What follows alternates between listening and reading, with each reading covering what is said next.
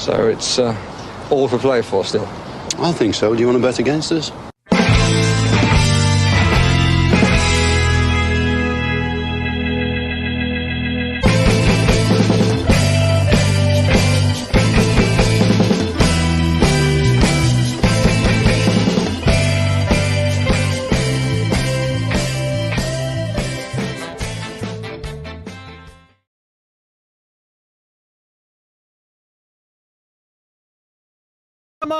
Where am I?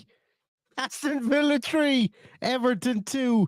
We don't do things the easy way, just like I don't do things the easy way when I'm trying to run this podcast on my own, trying to get myself up on screen there. But, Aston Villa come away with 3 points there today against Everton at home in a game that was definitely a game of two halves, or definitely a game of 3/3, I suppose, really. Or maybe definitely a game of 84 minutes and 6 minutes. Maybe that might be a better way of putting it, because Aston Villa, like 100% in control of this game throughout, found themselves 2-0 down somehow. Well, I won't say somehow. Onana gets his pocket picked in midfield. I think Emi Martinez should do better from Dwight Neal's shot, but Dwight Neal does really well to get his shot away in that instance. There were 3 Villa players around him. Villa find themselves 1-0 down, and then 2-1 down. Villa find themselves after trying to actually remember what it is. Oh yeah, it was a cross from Dwight McNeil. Emi Martinez hesitates, doesn't come out, and Calvert-Lewin is able to put the ball in the back of the net. And Villa were 2-0 down, and everybody was wondering how the hell, why, and why were Villa, as lackluster not as lackluster, but as sloppy in those two instances as they were, considering they had, I think it was 80% of possession at that stage. But then Ollie Watkins pops up on 36 minutes and scores a header at the back post. A very much needed goal for Ollie Watkins.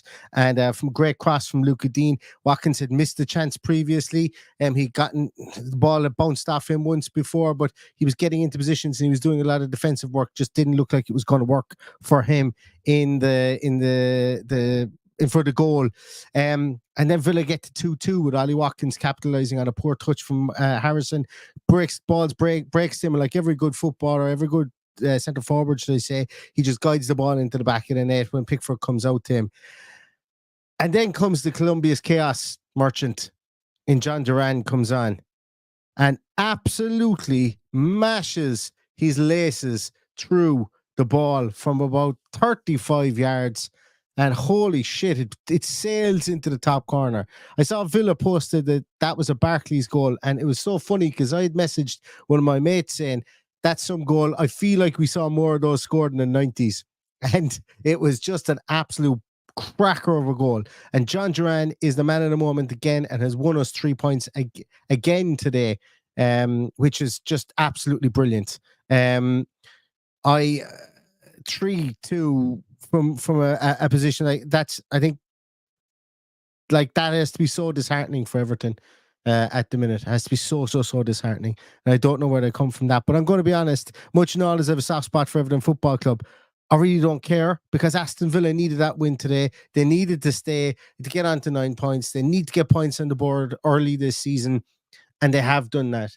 And Villa went out and got that. And I said, there's no points for style in this league. And going 2-0 down and winning 3-2, I suppose you could argue that there was a bit of style in that, considering it was a thunderbolt that won the game.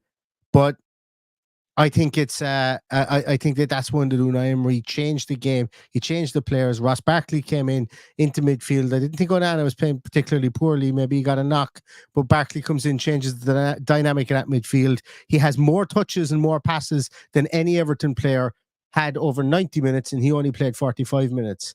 Youri Tielemans is absolutely exceptional today again. 140 passes of the ball, I think. We'll take a look at it at the moment. I'll put up a tweet there. At 84 minutes, let me get up my tweet there just to see it. At 84 minutes, Youri Tielemans had 132 passes, and he had more than Pickford, Young, Keane, Tarkowski, Mikalenko, Gana Gueye, Eric Bunham, Harrison, and McNeil all combined from the Everton team. And that was after 84 minutes of football. I thought he was absolutely superb today. I thought he got everything right. I think he just looks made for whatever tweaks Unai Emery has made in this team have suited Youri Tielemans, and he looked absolutely superb today. I thought he was brilliant. On the flip side of things, I think Emi Martinez was hesitant for both those goals, and I don't like to see that. And it's okay to say that about him.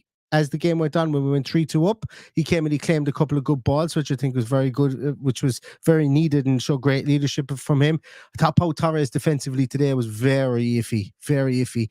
Calvert-Lewin could get in around him when he liked, and that one Calvert-Lewin cannons off the crossbar, and that one where Calvert-Lewin gets to the ball and Konsa has to run back and has to take it off his toe. You know, they come from that left-hand side. They come from the Pau Torres side. So for me, I was disappointed in Pau Torres. I see a lot of comments here again. People saying that they don't get the Bogart thing. Again, I have no problem with him playing the way he played today, just like I have no problem with the way he played against Leicester. I genuinely don't see the dislike of him, and that's not me just trying to be contrarian. I think he was as good at right back as Matty Cash would have been at right back today. I just don't see, genuinely do not see what the hullabaloo is about him. I think he's a young player playing his second game in the Premier League, and today was up against Illumin and Dye, and I thought he did absolutely fine. Today. No qualms with him at all. Of all our fullbacks that played today, I think when Ian Matson came on, I was a bit more worried about him in defence as well on that left-hand side. Dived in at the edge of the area. Like, come here, if that player goes down, Everton have a penalty and Everton go 3-3. Bit cumbersome in possession on the left-hand side, but once again, he's coming in cold for the last however many minutes. What was it, 22 minutes of the game? So, like, I'm not overly critical of him, but like, I think there's nothing really, like, the biggest criticism we have of Villa today, I think, really was the lack of aggression for both the goals that we conceded. We were, I don't know what the word is. What's the word I'm looking for? I don't know. Was it a touch of arrogance because we were so in command of the game? Or was it a touch of lack of aggression, I suppose, at that period of time? Like, at 6'6", Onana gets wrestled off the ball for Dwight McNeil. I probably think it's a foul now, having seen it back. Specifically, I don't think the initial part was a foul, but when Onana gets himself back up on his feet, and then McNeil has another nip at him and kind of kicks his leg behind, and then Onana goes down, and McNeil can take the ball away. Yeah, that's probably a free for me. And then I think that we were a bit all over the place. Great free kick, don't get me wrong, but I think we're a bit all over the place from that free kick. Tielemans doesn't come up in time. McGinn is marking the big man again, which seems to always happen. And I think for the second goal, Martinez has to come out and clean house there. I think you have to come out and absolutely clean house there, but it didn't happen. And Calvert-Lewin got up to the ball and got it into the back of the net, and we were 2-0 down. But good teams come back from that. I actually thought, and I sent a message because of the way we were playing, specifically about 5 minutes after they scored. Scored a second goal. I sent a message saying, I think there's a possibility here we could go in even at half time. Because I knew we would get chances, but I didn't really believe it. But then we got the first goal. We're lucky to get a second goal before half time. And then we come out and we start the stronger, and we get that second goal in the 58th minute. I think if we go past the 60th minute and into the 70th minute, and this is all hindsight stuff, I think even if we go to about 65 minutes, and I know Duran, I think, came on in the 68th minute, but I think if we go past the 60th minute there, Everton come back into their low block. I think he brings on a rake of substitutes, and then I think that the opportunity to even get the second goal is a lot more diminished. Definitely getting the third goal is diminished, but we get the goal at the right time. We know that teams like it's almost like a trope in football at the minute. That when do you make the substitutions? On the 60-minute mark. Make them on the hour mark. To me, look, if you're a manager and you know that you're absolutely bossing a game like Villa, where you're probably going to divide the second half into three 15-minute games, and you're probably going to go hell for leather for the first 15 minutes. And Villa did that. They had a couple of chances. They ended up getting their goal at 58th minute, and then John Duran comes on and absolutely laces one into the back of the net. So yeah, I think Unai Emery will have a lot of positives from that game. I think he'll have a ton of positives. Like Yuri Tielemans with 146 passes, and Pau Torres with 127 passes. Like incredible stuff. The highest amount of passes in the Everton team was 40, and that was Michael Keane. Sorry, it wasn't. It was 43, and that was Pickford. So that's incredible. Like, to have our defensive midfielder Yuri Tielemans to have almost 3.5 times the amount of passes in a game than the highest, the player with the highest amount of passes on the opposite side is bonkers stuff. Like, that's incredible stuff. That's Man City versus 2016 Aston Villa. Aston Villa team that got relegated type stuff, where we couldn't get a sniff of the ball. So like, Unai Emery had a very good game plan today. He came out and he played a good game plan, and I think that he deserves an awful lot of the plaudits for what happened today and for the turnaround that we saw. I really do think he deserves that. Couple of other, as I said, let's take a look at some statistics. I don't usually do this, but I'm on my own at the moment, so I don't want to just kind of end it after 10 minutes. Now, I'll come to some of your comments there in a minute. So just looking at a couple of statistics here, as we can see, Lamar Bogart has 76 passes as a right back today. Like, for a young kid to be in the situation where 76 passes is quite a lot. And if we just click on him here, actually, let's get back into the match center here. We click on Bogart. He had it doesn't give his pass success rate was 89%, 1 aerial duel, 5 tackles, 1 dispossession, and he had a rating of 6.9. Whatever those ratings mean, I don't, they're not, there's nothing in those.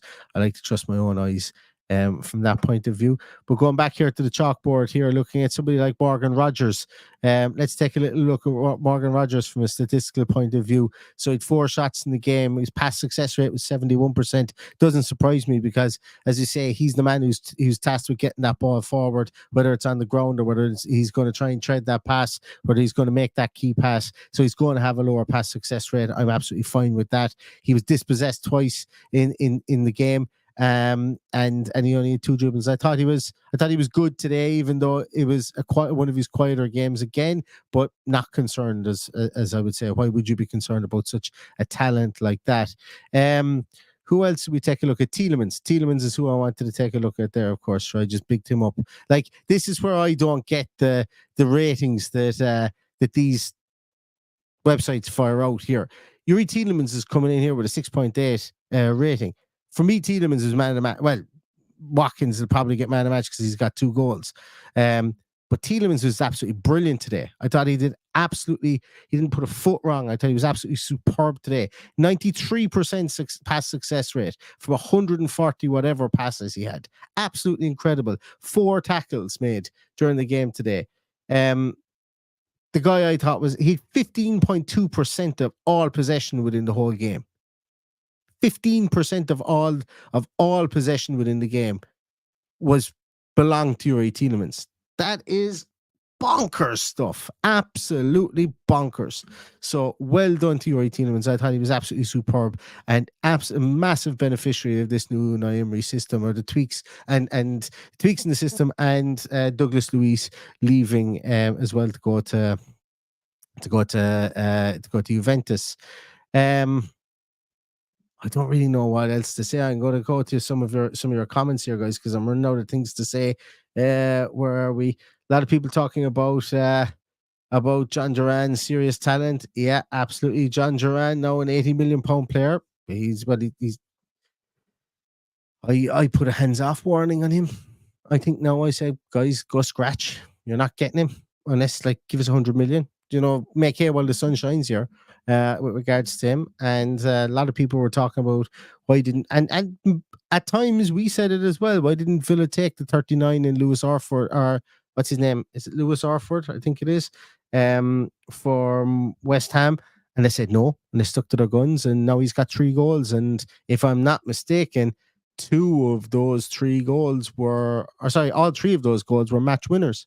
I know that they were scored prior to the other. Some of the goals were scored prior to the other team scoring, but you know what I mean. They were the last goal we scored, if that makes sense. And if you want to call that a match winner, you can call that a match winner. But yeah.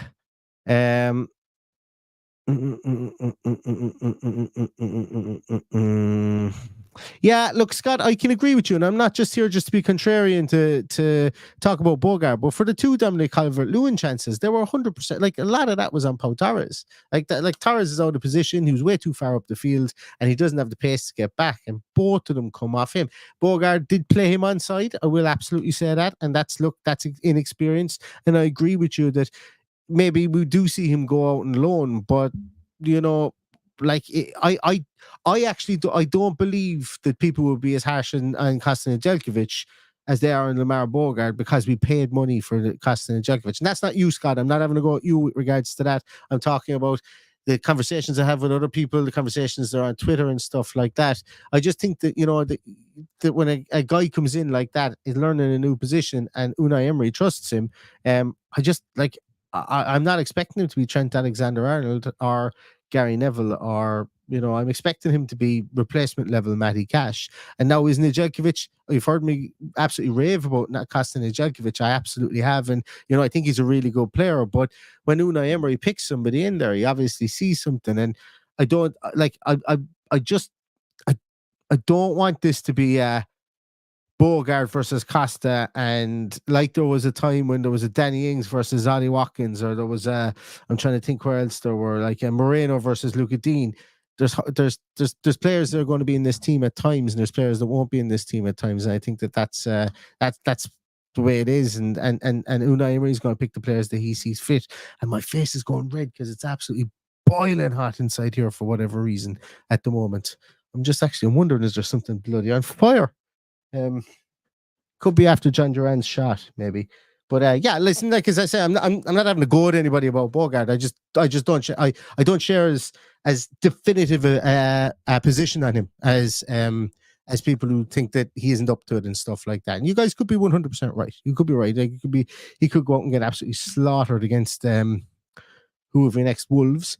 And we might all have a different opinion, but I think that 170 odd minutes of football, I think he's been fine. I think he's been replacement level right back. And I'd probably like to see Kostin Jelkovic in there, but you know, objectively speaking about the guy that Unai Emery has started, I'm not as concerned about him. I don't think he's been as poor as some people have, and that's fine. You know, as I say, that it's neither of us are right, and I don't think any of us are wrong currently, because it's too small a sample set. That's an interesting one, Duncan. Ramsey was poor. I'd like to watch it back. I actually don't really have an opinion on Ramsey for that game. I don't. Yeah, he didn't really stand out to me at all. Now that you mention it, he's somebody that I didn't mention, but he didn't stand out. And obviously, he was taken off. Rodgers goes to the left, and Duran comes on. So it was the right substitution, really, when you think about that. I think his miss was probably a poor miss as well. You know, I know Ndai gets back and blocks it on the goal line, but yeah, interesting one. I didn't even name him earlier on or mention him earlier on, but now that you mention it, it didn't really stand out to me today. But you know, as I say, guy coming back from injury, and hopefully those minutes will stand to him as well. I'm going to scroll down again here and see. Shane O'Hare said it was complete control even when 2-0 down. I think I thought we would win. Luke Harrison is talking about Luke Calvert-Lewin tagging Pau, and Stuart Hubnell said couldn't deal with Calvert-Lewin up the Villa. I think he looks like a different striker this season. Obviously, probably back to somewhere near full fitness for Calvert-Lewin at the minute. But yeah, that is something that I think Villa are going to have to look at. And I don't know whether it was a spacing issue or something like that today, but you know, Pau pushing up into midfield and obviously, look, he had 120, like in passing the ball. I'm not being down on Pau, as I say. It's just maybe his positioning was probably a bit too forward. But then again, saying that, when you look at it in the call like today, and we do get away with those chances, and Konsa's back for both of those chances, you know, one to snuff one out, and the other one goes off the bar, but he was there for it. Maybe Emery wanted Pau to step up into midfield because of his passing ability, and hence the fact he had 120 7 or 8 odd passes today as well. So I don't want it to be a focal point specifically for myself or from this podcast that I thought Powell was like, as I say, I think defensively it could have been tighter, but I don't know what the setup was till we probably watch it back again and see and watch it with a more critical eye or a less critical eye, whichever way you want to think about it. Where else are we? A lot of people buzzing for Watkins. A lot of people buzzing for Duran as well.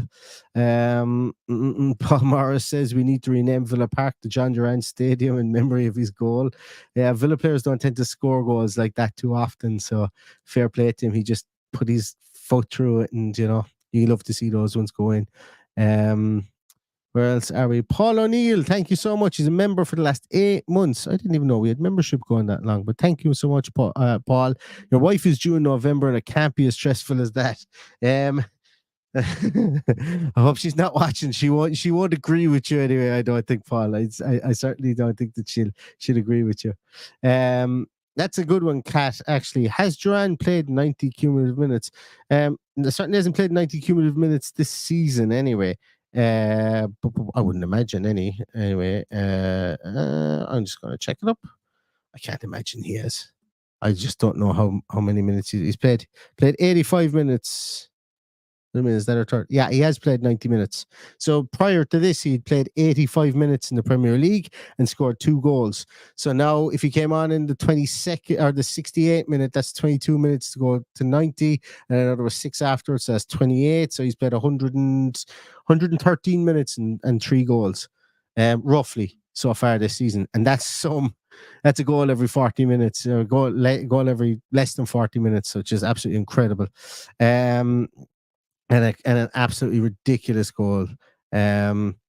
Yeah, and that's true as well for fulfilling Konza. I did see that as well. Konza had a goal Bogart a couple of times for poor positioning. When Dino Matson pushed on, he's meant to cover as a centre back. When he didn't, it almost cost it. He is learning exactly 100%, and I agree with that as well. Much and all, as I say, he was a replacement level fullback, and I need to get out of that mindset as well. Maybe from the point of view of if we are to push on the Premier League, replacement level shouldn't be considered replacement level. We're expecting 10-15% down from the guy that's out. We should be expecting maybe a younger guy to push on and want to get that spot, and that's, I'm sure, what he's doing. But as I say, second ever game playing as a senior player as a right back as well. And look, I thought that was good leadership from Konza to be able to turn around and ball him out of it, because sometimes people might want to do that to the young player, and it wasn't done in a very aggressive way or anything, but it was a case of, you got to stay tuned on. We need to win this, and it shows that kind of that leadership and that mentality that Konza is now bringing to the team. And once again, I've no problem going back to around this time last year when Tyrone Mings gets injured. I said I pointed the finger squarely against Konza and said we need him to become a leader all of a sudden. And Jesus, has he stepped up to the plate, and even just as his aura within that backline become the leader that we lacked when Tyrone Mings went out of the team, and he's been absolutely fantastic. And today was another example of that as well, for 100% sure. A couple of people talking about Barkley. Yeah, I thought Barkley changed the dynamic of the game. I thought he slowed the game down a bit more, but that was because he was willfully trying to get on the ball more than Onana did. I think the dynamic of the team definitely changed when he came in, to be more progressive and to be more patient, I suppose, as well. And I'd like to look back at it and see in the second half where our play was. So we went wide I won't say very quickly, but we went wide often in the first half as well. And I know we went wide in the second half too. But it seemed to me like we were able to get the ball to stick through the middle a small bit better with Barkley there. I'll have to watch it back and see, but as I said, I'm not 100% sure on that one. But yeah, I was impressed with Ross Barkley. Today he really showed his worth as coming on at halftime. He changed the dynamic of the game, as I say, and he gave us even more control from where we were previously in the middle of midfield as well. So fair play to him. Scrolling through here again. Jay Reynolds says Tielemans is man of the match. Paul S asks a very good question at the minute. How do we get Watkins and Duran in the same team with Bailey injured? We have to try that somehow. I do not disagree. I do not disagree with putting Morgan Rogers on the left, maybe bringing Ramsey off the bench and having McGinn from the right and playing the two boys up top. In fact, I would not disagree with doing that at the Wankdorf on Tuesday. Would not disagree with that at all. And go there and first game in the Champions League, go there and put down a mark if you can. Two strikers, go for it. Obviously, show them the respect that they deserve, but why not? You've got the hot hand, as they call it in John Duran at the moment, or the hot foot.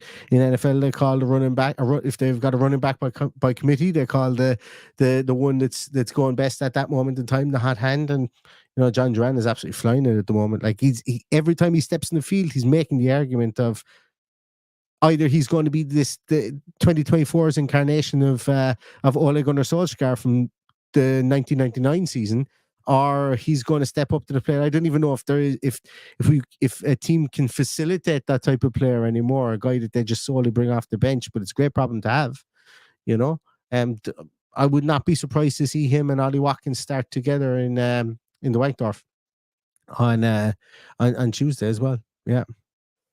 Where else are we? Yeah, Dean Avers has looked it up. Yeah, won 3 games. Duran has 3 winners. Yep. I was thinking the same. Just gonna scroll a bit down because I think a lot of the comments I was going to there were older comments. Yeah, still a lot of conversation about Bogart and Costa in the chat there. Gaz Williams, thank you so much. Up the Villa, I'm absolutely ecstatic. Roll on the Champions League. Amen to that. Amen to that. Great character to show here when you go into the Champions League. And look, even the game, like none of the games are going to be easy that we're going to play in the Champions League, but to be able to go 2 behind, and show the same character that we did today is just immense. And once again, the players will look towards the line and go, okay, Amadou Onana, maybe if he wasn't injured, I don't know, I haven't seen anything in the comments here. If Onana wasn't injured and you took him off at halftime after spending 55 million on him this summer and you brought on Ross Barkley, the manager knows what he's doing. And fuck it, when you get results like that, the 55 million pound player who was taken off that maybe feels he shouldn't have been taken off can't really moan at the fact that he was taken off if the dynamic of the game changes, because there will be games for Onana. Like obviously we've seen Onana has 2 goals already this season, but Unai Emery wants that squad so he can be I suppose ruthless in his changes if he needs to be, and still have more bullets in the chamber to allow players to come back on and get back into the squad and start the next day and do what he needs them to do then. But yeah, absolutely. Thank you so much, guys. Really appreciate that. Where else am I? Steve Barry, thank you so much for becoming a new member. Really appreciate it. The big Matthew 182 says that John, I presume this is John Grant, has 5 goals in his last 6 Premier League games over 203 minutes, and 4 of them have been match winners. As I said, well, maybe there is room for an Ole Gunnar Solskjaer type striker in 2024 in the Premier League. Maybe there is. Where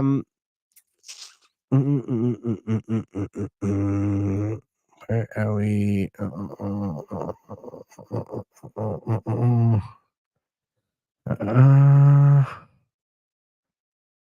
Yeah, there's absolutely Andy Villa 44. I'm not reading that one out. He nearly caught me. I was just about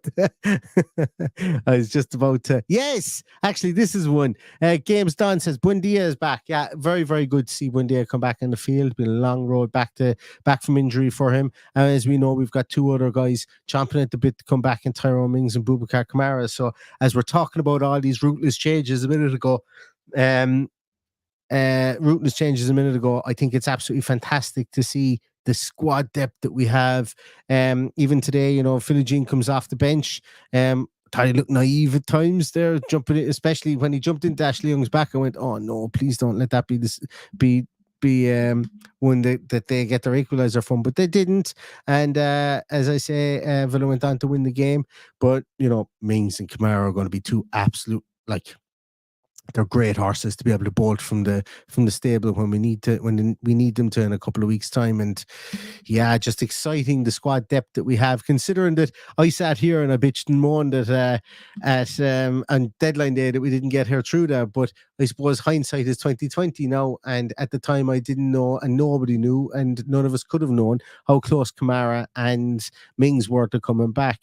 And I suppose now, in the cold light of day, from that point of view, it is the squad is like the squad was as full as Unai Emery probably wanted it to, bar maybe one more signing. We're not as bare bones, I suppose, as we thought that we were, and that's probably to do with the emergence of Kostin Jelkovic hitting the ground running, Lamar Bogart, and the likes of Caden Young being on the bench today as well. Yeah. But saying that, injuries will still test our squad throughout the course of this year. I'm sure of that. So we need those players to come on. Right. I am going to leave you guys on that, because somehow I've managed to talk for 30 minutes. Somehow I've managed to do that without Paddy. But I do have about 7 or 8 bottles of lovely beer. I can't remember what it is. It's chilling in the fridge.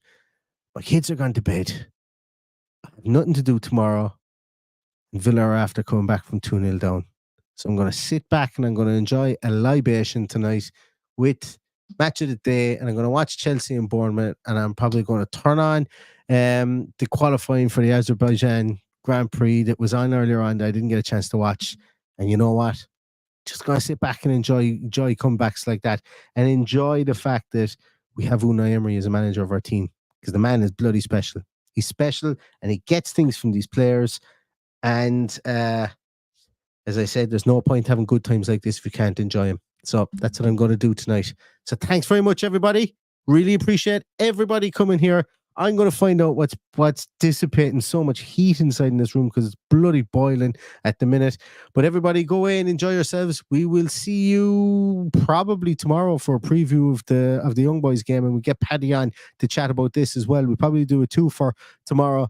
And yeah, if you're at nothing, come and join us, because we'd love to have you. But in the meantime, everyone, stay safe, stay healthy, and all that's left to say is up the Villa.